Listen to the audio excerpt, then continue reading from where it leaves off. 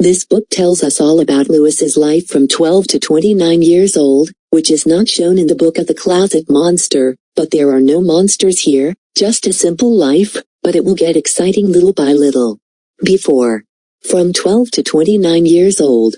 After Louis suffered from his friends, he continued his studies. When he grew up, he wanted to be the owner of a recognized museum where he would have a great variety of exciting things. His friends made fun of him because they said he was going to be poor. Louis told them nothing but when he's famous, don't beg me to be his friend. They didn't care. They kept laughing. Their life was very boring since remembering that Louis forgot his best friends because he didn't know what to do. He continued to be so depressed until he was 16 years old. Louis didn't talk. He didn't make friends. He just focused on his studies. One day a girl named Sophia spoke to Louis in a very cute way. Louis just put on a serious face and left, and Sophia said, "Did they steal your soul or what?" Louis ignored it, and when Louis finished school he went for a pizza. Sophia followed him and told him to stop being like that.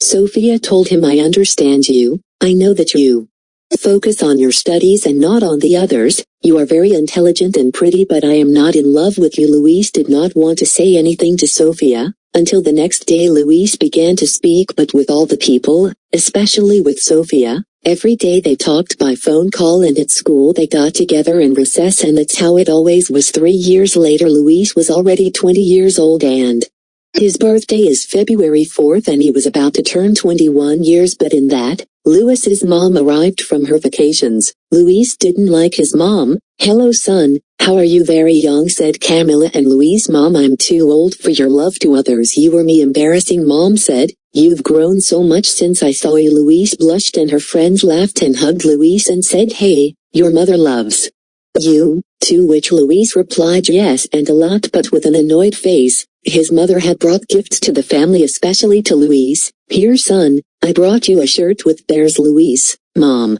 you know that I don't. I'm old enough." "Mom, by the way, how are you doing? You already graduated." "Louis, mom, I gave up that a long time ago." "Sorry." Camilla was sad and went to her room and didn't even stay for the cake. He was crying all night. Louis thought he was doing it on purpose. "Mom, stop crying. You look like a crybaby." Louis laughed, and his mom went to his room laughing. "I haven't heard you laugh like that in a long time, son." And the next day they went to the park like mother and son. "Mom, do you want an ice cream?" "No thanks son, go get one here, I'll wait for you." "Okay mom." Louis dropped the ice cream and ran to see what was happening.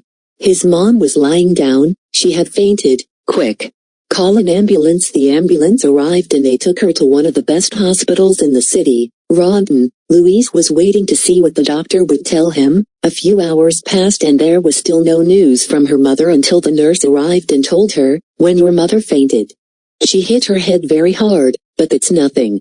She survived." But when we saw that, we saw something else that was detected a long time ago, but she hadn't. Apparently he said nothing and it spread more, and that caused him to faint. "His mom has cancer," Louis said, crying. "No, it can't be," because he hadn't said anything, so he could have been saved. His mom had to stay in the hospital until to see what they could do. Louis did not go to school for a long time.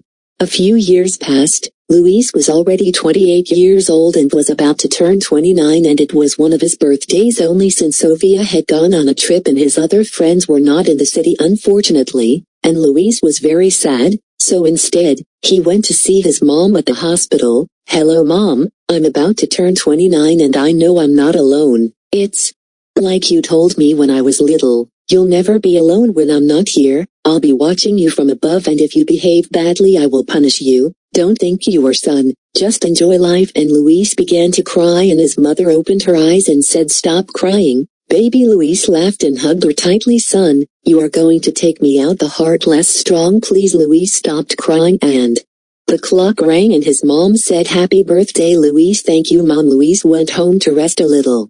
After resting, Louis was going to go shopping, but he heard a noise, which was a scream, and Louis went to see what was happening. It was the hospital that was burning. Louis cried loudly and shouted, "Mom, because it's my birthday, and this is what happens, because you left, you were about to recover."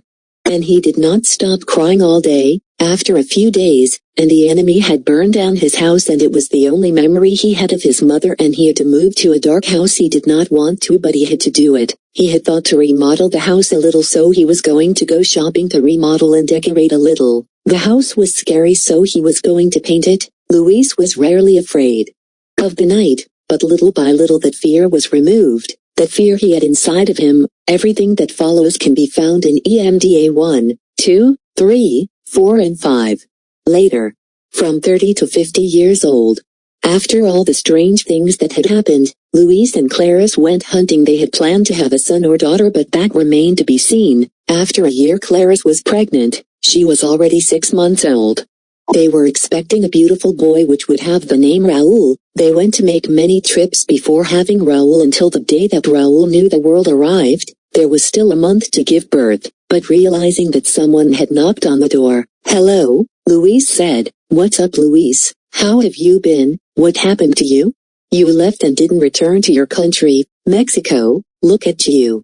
Now you live in Spain." "Well, it's not that bad." "And who is she?" said Sofia, a past friend. Luis replied, "She is my wife and we are expecting a very beautiful child, but it is supposed to be you and me," said Sofia. "Ha ha, you and I were not possible apart." "What happened to your friend Giovanni?" replied Luis. "That drunk left the house a long time ago," said Sofia. "Then someone arrived in a very luxurious car. Luis is going to see who it is." "Hello, my great friend, how have you been?" said someone mysterious. "Who are you?" said Luis. "Someone with beautiful clothes and a lot of money gets off." "Giovanni, is that you?" said Luis. "I see that if you remembered me. I saw on the internet that you created your restaurant, Good Life Restaurant," said Giovanni. "That's right," said Luis. "Wow, who decided to show up after so long?" said Sofia. "Sofia, is that you? Wow, you've changed." They all continue talking about the past, and after all it had been done at night. Luis remembered those nights of fear, but he rarely missed them for something. Luis wanted to return to his country, but he was afraid that everything would happen again. He did not want the same thing to happen to his son. The next day Luis was about to fulfill his dream. Luis and Giovanni were negotiating. Luis was going to sell his restaurant in exchange for 20,000 euros, 387,127 in Mexican pesos. In the end he did sell it and began to build his dream, the historical museum where he would be there many moments in history, and he had a great idea to put in the museum. He had thought to put the wardrobe with which he had started everything, but he would be sure. He already imagined him opening the historical museum. Finally the moment came. Clarice called Luis. "Well, Luis, come quickly. The time has come." "Clarice, I'm going there, don't worry, Luis." Luis arrived and had already been born in the best hospital in Spain, Hospital Universitario La Paz. Raul was finally in the world of reality. Luis cried with happiness. "Finally, son, you're here and it's good that you're okay," said Luis.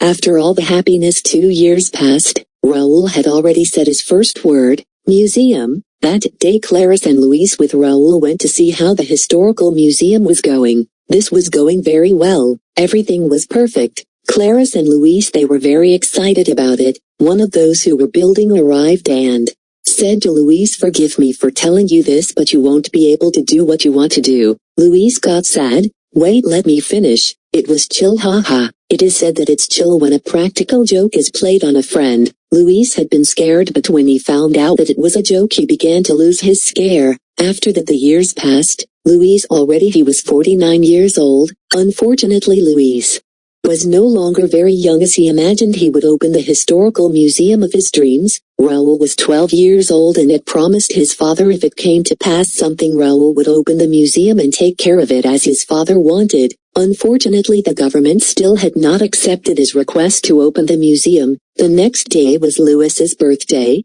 Clarice and everyone were there, and thank God he managed to fulfill the 50 years. The day passed. Raul was afraid. He always went to check on his father every hour. After a week a letter arrived saying it was from the government. While he reads it he runs happily with his father, and when his father arrives it was no longer there, and as it happened in the movies it started to rain. It was full of people waiting for the museum to open. Raul Did not want to because of sadness, but his mother reminded him of the promise, so he opened it and all the people came in to see everything, especially the closet. Raoul was going to be in charge of security at night and boss in the morning. EMDA 6, 7, 8, 9, 10. Letter addressed from the government of Spain. You are informed through this letter that he was accepted so that he can open the Historical Museum of Madrid, Spain, so you, Luis Alfonso, can open this museum, and we hope that you will be successful in that.